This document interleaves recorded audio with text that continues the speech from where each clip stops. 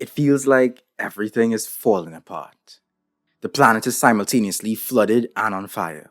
Wars are raging, prices are hiking, and fascism is rising. We live in an age of crisis, as capitalism, colonialism, imperialism, patriarchy, and the state aim to retain their stranglehold on our world. My generation faces a future of profound uncertainty, as the basic means of subsistence, especially food and shelter, are becoming increasingly inaccessible to the vast majority of us. Movements of various political flavors have arisen in response to these conditions, but the machine seems to continue unperturbed. For those of us who haven't completely given up on the fate of the world, we're looking for ways to change our trajectory. We want to know what we can do to help. Our situation, of course, calls for real change. It calls for more than just resistance. It calls for revolution, social revolution. What anarchists propose for a complete transformation of our society, economy, culture, philosophy, technology, relationships, and politics. Of course, that would be illegal. So while our situation may call for it, I cannot. As we all know, legality is what determines morality. However, if we're operating in the world of fiction, we can explore the practical components of social revolution. If our characters are facing apocalyptic collapse in their lifetimes and they're seeking real change, the answer is social revolution. Now, people have a habit of conflating revolution with insurrection or coups d'etats. A lot of works of fiction make this mistake, seemingly drawn from the flashy imagery of the storming of Bastille during the French Revolution, and that has become the image of revolution in popular culture. A final climactic showdown between the masses and the foot soldiers of empire. The smell of smoke and gunpowder in the air, the roar of a bloodthirsty crowd, the burning sensation of tear gas overcoming one's senses. Eventually, success comes with the replacement of one set of rulers with another. A lot of modern-day wannabe socialist or even anarchist revolutionaries still hold to this misconception of what a revolution entails. The way they talk about revolution as some distant future event with a clear before and after betrays that kind of mentality. It's practically millenarian, as though they're waiting for the second coming of Karl Marx to bestow the capital R revolution upon the masses. But if you're trying to write a realistic anarchist social revolution in a fictional modern-day setting, then as Alexander Berkman put it, you need a revolution that seeks to alter the whole character of society. In case you didn't know, anarchism is a political philosophy and movement based in opposition to all forms of hierarchical control and promotion of a society within which individuals can freely cooperate together as equals.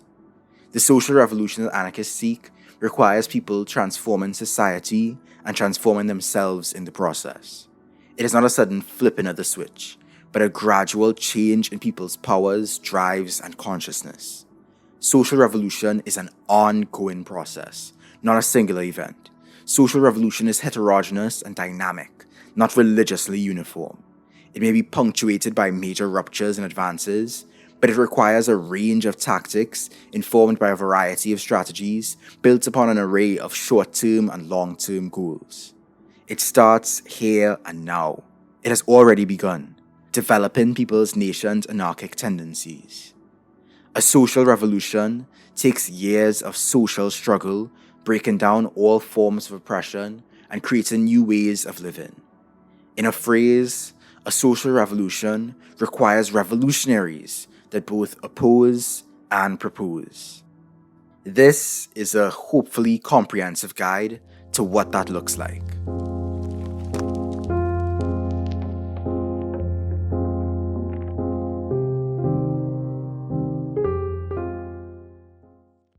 At the most basic level, a social revolution requires the cooperation of multiple people.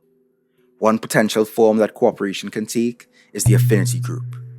Affinity groups are small groups of anarchists who work together to spread anarchic ideas to the wider culture.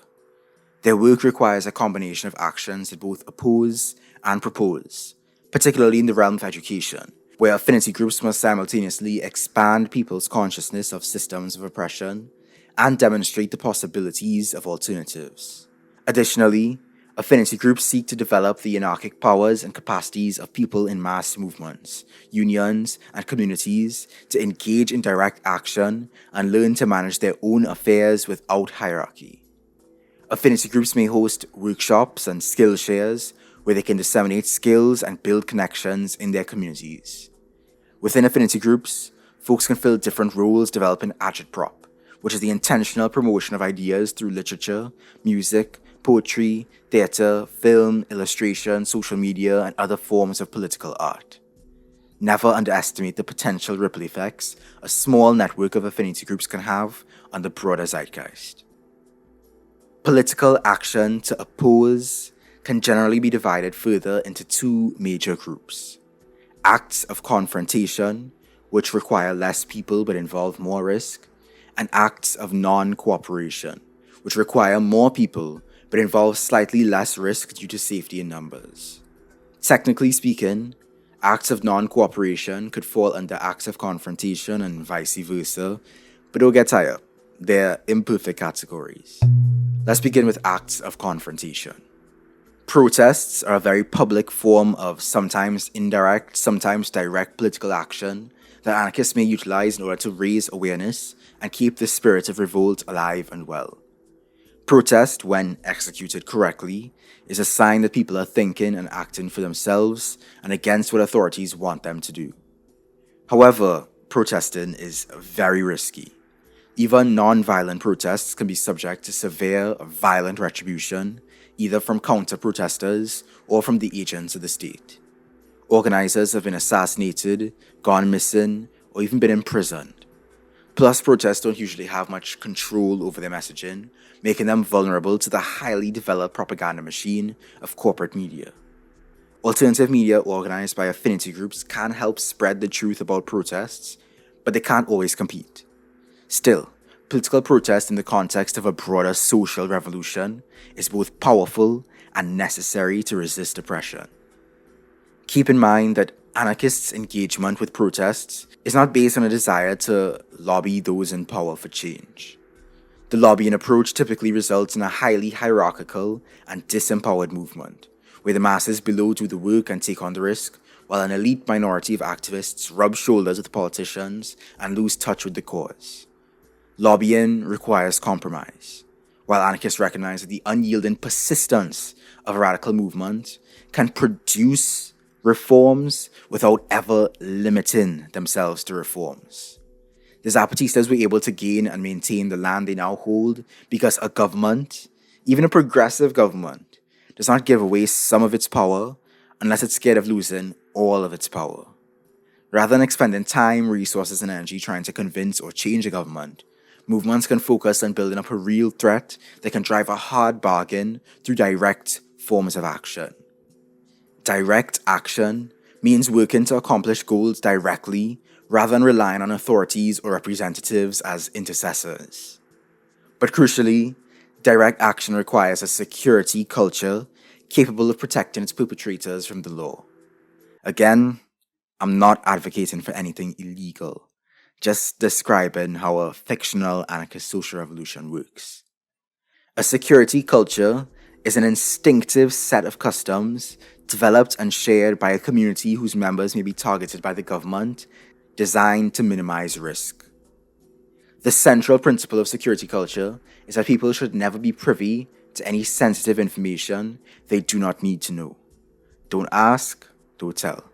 Don't make it easy for your enemies, don't let paranoia override your movements, and don't put yourself or others at unnecessary risk.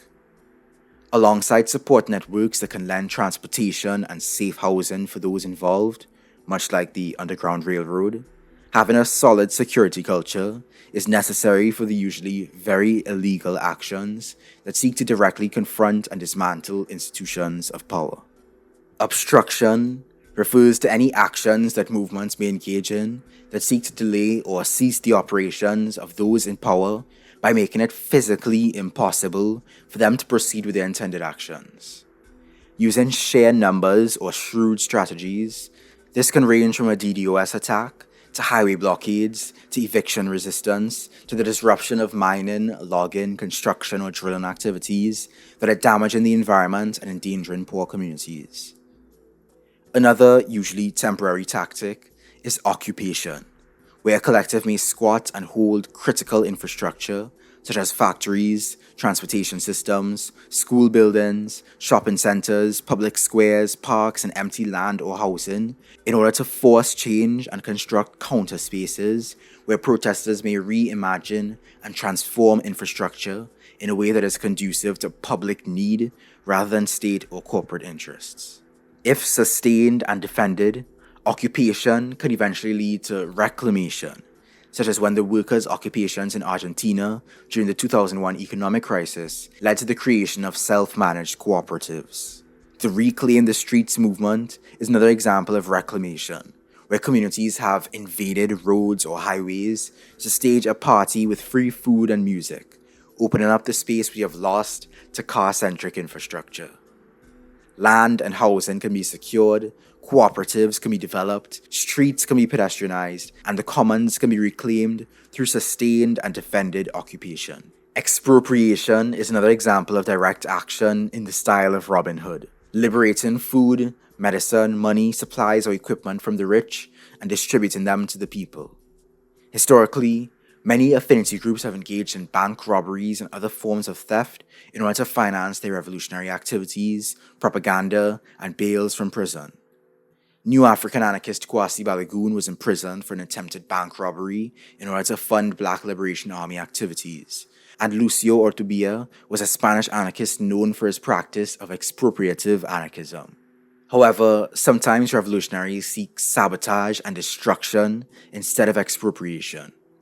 Whether merely threatened or actually carried out, destruction of property during riots or other political activities has a long and proud history of success.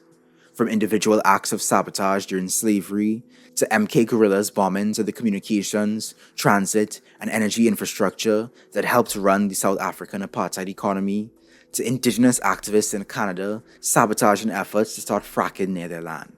Lastly, there are acts of confrontation that involve violence against humans, which I must repeat that I do not support. Keep your violence fictional, people. This violence can be either offensive or defensive, organized by militias or undertaken by individuals, but ultimately it aims to make being a rapist, a fascist, an officer, a capitalist, or a politician a very dangerous position to be in. In a society where the power-hungry already rule, during the process of social revolution, people will gain their freedom by overthrowing every existing and would-be authority and defending against those who seek to reimpose that authority through self-managed forms of self-defense, because the freedom anarchists seek does not include the freedom to oppress others. Organized militias will be necessary to defend revolutionary gains. Meanwhile, in someone's backyard, We've done it. They're all dead. Finally, we freed ourselves from the tyranny of the grasshoppers. Workers of the anthill unite. We have nothing to lose but our chains. They can exploit our labor no longer. Now we can build a better anthill without being bossed around by anybody. yes, let's build a better anthill. You over there, start gathering fruits for the stockpiles. And you two, bring that dead beetle we found a few days ago. But wait! Who died and made you the boss, Lennart? I thought we were going to run this anthill horizontally, the way we promised. I am no boss, comrade. I'm a worker ant, just like you. But you see, even though the dictatorship of the grasshoppers may be over, we still need a dictatorship of the worker ants in the transition to create ant communism. You should read State and Revolution. Don't worry, all ants are equal. Eventually, we won't be worker ants anymore. But I think we should... What are you, some kind of counter-revolutionary? Do you want the grasshoppers to come back? Stop wasting time. Go and gather food for the glorious People's Anthill. A few months later, at the People's Anthill. Can you give me a leg? I'm carrying food to Chair Ansel and Aunt. I hope I made the quota this week. Sure, comrade, but shouldn't we be free by now?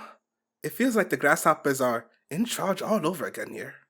Comrade, don't you remember what Lennart said? All ants are equal, but some ants are more equal than others.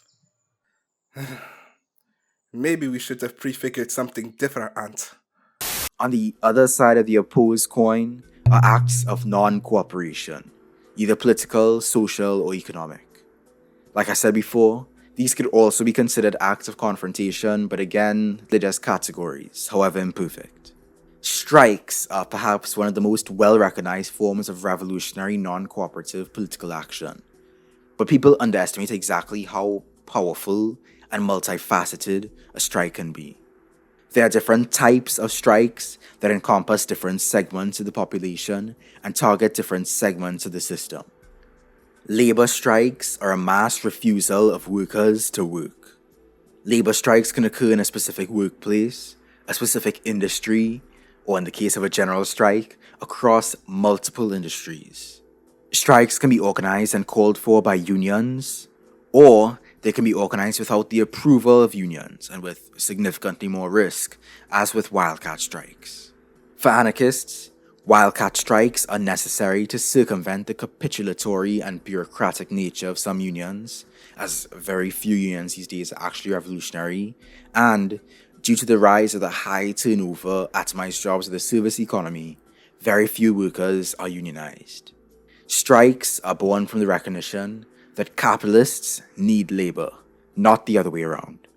Particularly for movements with radical aims, a well-defended and well-supported general strike can play a powerful role in the rupture of the capitalist state of affairs and reclamation of the means of production. However, it isn't easy to achieve a general strike. Alki made an excellent video on the topic, but in short, a general strike needs support from a mass, grassroots coalition of radical political, social, and labor organizations. It won't be achieved through Reddit. Student strikes bring together affinity groups within educational institutions and mobilize specific classes or entire student bodies to protest issues in politics and academics, without waiting to be legitimized by the channels of authority. Students can use their campus as a space to meet, study material conditions, and create spaces to strengthen the autonomy of students to direct their own education and develop a kaleidoscope of academic possibilities.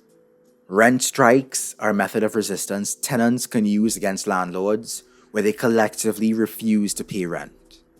They can operate as part of an effort to occupy and reclaim housing, or they can just push particular demands such as better conditions or lowered rents. A rent strike needs 3 basic elements in order to succeed: shared dissatisfaction among tenants, outreach to build numbers and therefore the threat of the strike, and finally, support, both legal support and physical support against evictions. Taxpayer strikes, or organized tax resistance, refers to a collective refusal to pay tax. Governments have historically struggled with tax non-compliance, and the tactic has been used effectively to supplement protests against wars, or, in the case of the Indian independence movement, against the colonial state. Debt strikes are a method of collective debt resistance that aims to break down current debt dogma and free people and communities from the stranglehold of debt. Organizations such as Strike Debt purchase and forgive monetary debt through the Rolling Jubilee program and organize debt strikes where debtors defer their loan payments as a method of mass financial civil disobedience. On the consumer side of things, boycotts are a popular form of collective action and passive resistance. Though not as effective as they used to be, due to the multinational and conglomerate nature of today's capitalism, on a targeted small scale or a well-coordinated large scale, if organized into mass movements and undertaken in coordination with sympathetic strikes, consumer boycotts can have some impact in the social revolutionary struggle. Boycotts don't have to be limited to boycotts against businesses. Leveraging your numbers to apply social sanctions can force change in other settings as well. Other acts of non-cooperation may include conscientious objection for draftees, mutiny and insubordination for soldiers and other government workers, and social pressure through shunning of class traitors, scabs, racists, sexists, and others who act to uphold oppressive systems. Between the acts of confrontation and acts of non-cooperation I've just outlined, I believe that pretty much exhausts the opposed side of the expression. Now we can turn to the side of social revolution that undertakes political action to propose and build alternatives. Today is the shadow of tomorrow. Today is the present future of yesterday. Yesterday is the shadow of today. The darkness of the past is yesterday. And the light of the past is yesterday. This is the aim of prefigurative politics, which is the deliberate experimental implementation of desired future social relations, institutions, infrastructure, and practices in the here and now. The anarchist argument for social revolution is not that political means and ends should be linked in important ways, but that they already are. Today is the preview of tomorrow. Thus, it is vital that organizational practices prefigure liberatory and not authoritarian forms. That means developing people's powers, drives, and consciousness in a way that is conducive to anarchic social change. Powers refers to people's capacity to do or be. Both individual and collective powers are determined by the natural, historical, and especially social contexts folks find themselves in. Therefore, movements must be structured in a way that helps members develop the powers needed to organize horizontally and spread this form of organization to others.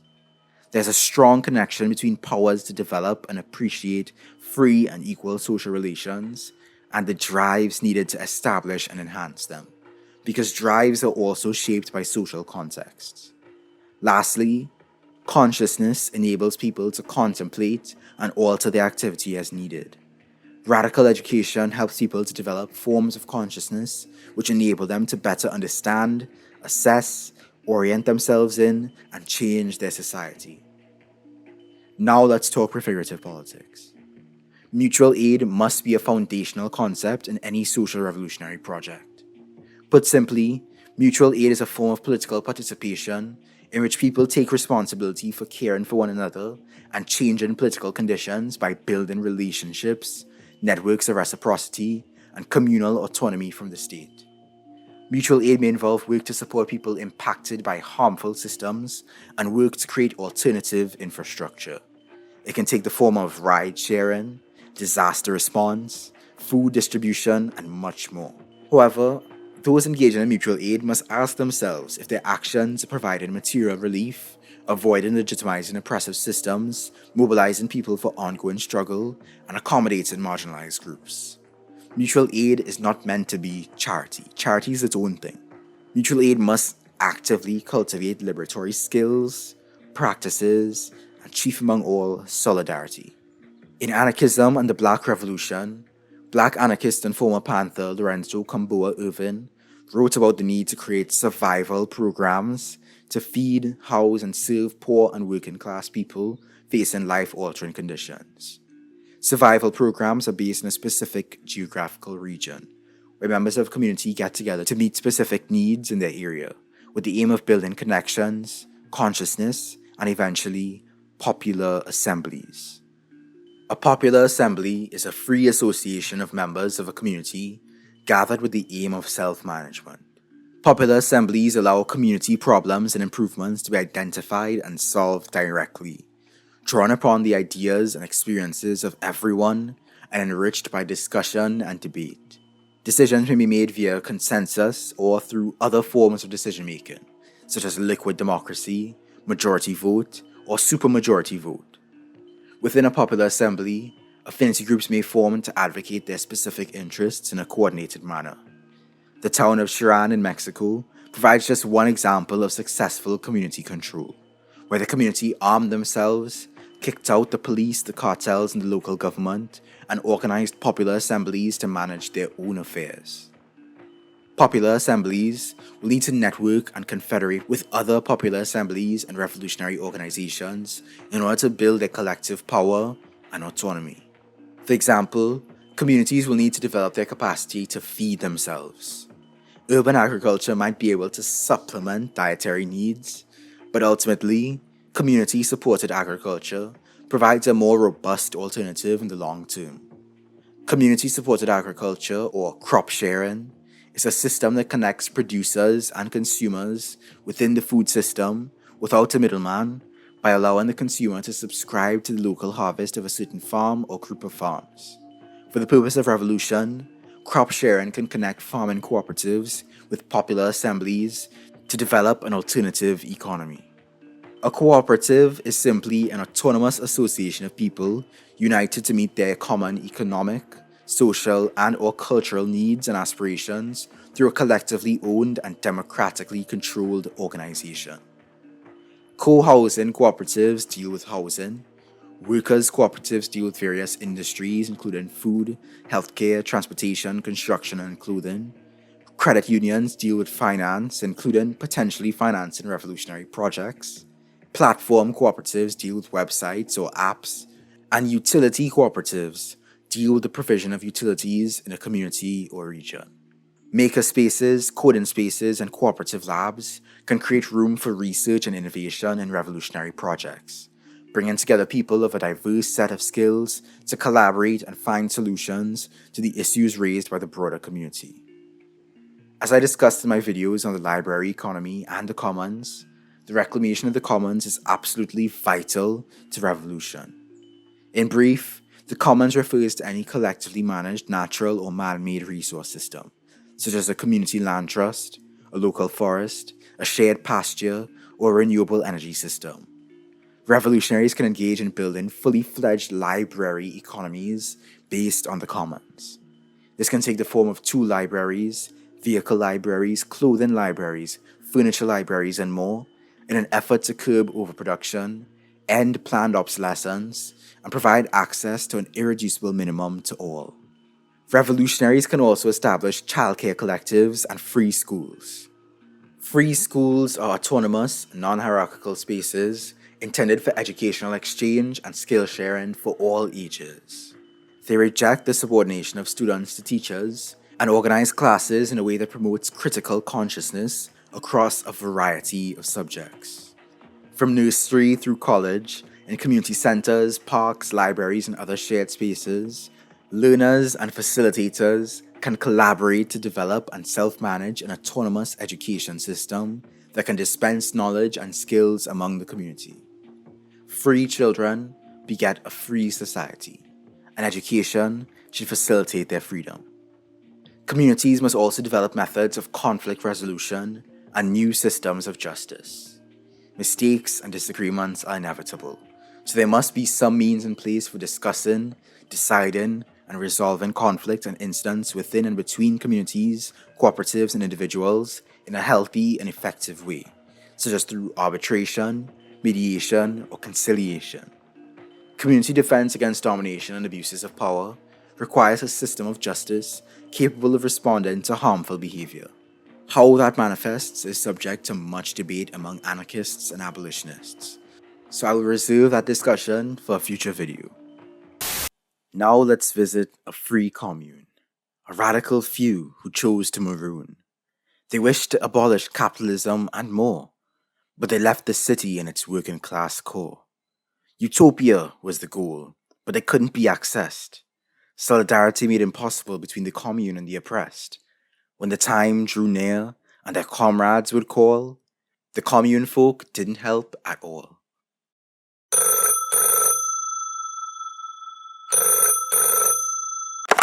Hey T, it's me again. We're down here at City Hall, downtown. We're striking, and we could really use some of your aid, just like old times. What's up, Conrad G? You know we'd love to help, but the rains just came down last week, and we've been trying to fix our place. Plus, we're setting up this new irrigation system, just trying to get up and running, so we just don't have the time to make it downtown this time. But I promise you, man, we will be sure to help out next time. Okay, T, but you know this is the third time this happened. What happened to Solidarity Forever? Yo, of course, man, of course, Solidarity Forever, but we're just too busy, you know? Don't worry, we always got love for you. We'll support the movement when things settle down for us here at the commune, but for now, we have our own fires to put out. But year after year, there was always a cause why the commune folk couldn't partake in class wars. They shrunk to the background, doing their own thing, until the phone of revolution no longer did ring. A year or two down the line, money got tight. With no allies or comrades, new ambitions were in sight. I think we should start a farmer's market. Before long, these radicals took another tacit turn. A bed and breakfast was born with the money they'd earn. Book a stay, one and all, at the Bread Book B&B. You pay for your room, the utopia's free. They once were merry, they once were gay, but they forgot to oppose, and they lost their way. Oppose and propose. Propose and oppose. Confrontation, Noncooperation, and Prefiguration. A variety of organizations and individuals undertaking a variety of roles, tactics, and strategies in a variety of settings in concert to develop the revolution. Supporters unable to directly engage help and fund the projects of these movements. Ultimately, the social revolution is a movement from below, by and for the oppressed to achieve their own freedom. It is an ongoing process to make society more diverse, open, and free, expanding pockets of social change around the world until new examples of what life could be are made known to all. Remember that even in struggle, it's not just serious business. Revolution can and should be fun, a carnival of the oppressed. It's about making life worth living. It's about emancipating people. As Emma Goldman said, if I can't dance, it's not my revolution. Remember that it always seems impossible until it is done. All power to all the people. Peace. I haven't felt this good in a really long time. These days, me and some friends of mine have been really working hard on trying to get some new irrigation systems in place in the community commons so that we can really grow our food year round. It's good to have, the farming cooperatives working with us across the region, but we also want to make sure that we have built our resilience locally as well, and we've really restored the versatility and complexity of our local ecology. Our cities have gotten more walkable. Our grasses look so much greener, probably because they've been so interwoven with a diversity of native flora. And it's just been a treasure to breathe air and bask in the atmosphere of the city. Look at how far we've come. Man, I hear that. Who would have thought that a little bit of pressure from a couple well-timed protests, a little elbow grease from people that cared enough, would have us going from clocking 9 to 5s to running workplaces by us and for us. Now we have access to the commons, where we can spend more time doing the things we love with the people we love. Honestly, it's great. All that's cool and all, guys, but personally, I don't think the struggle's over. There's still systems of power that we need to look into. We still don't listen to women as much as we should. We still don't cater to the disabled as much as we should. There's social intricacies that we have to unpack in order to truly move forward and have a better tomorrow.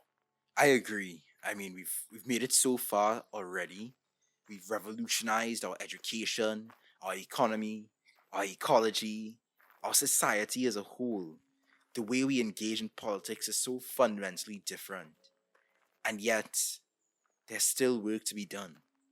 There's still systems that will take probably generations to uproot. And yet, I feel like we're going in a positive direction. You know what I mean? We're going to get there. When you say it like that, I have hope. Hope for the future like never before. Thanks to Colormine T and Tube for their contributions to the skits in this video. Check out both of their channels, links in the description below. Also a special shout out to Anrel and Anarch, who both have excellent videos on revolution. Also links in the description below. Thanks for watching. Please like, comment, subscribe, and share with your fellow peoples. Thanks once again, of course, to the family, including our newest members, James Curtis, Bayan Sayre, Zane Suarez, Urban Lawrence, Ravi, and Interesting User. Join these beautiful humans and support me too on patreon.com/SaneTrue. Check out all my other videos for a range of radical topics. Follow me on Twitter @_SaneTrue. Thanks again. Peace.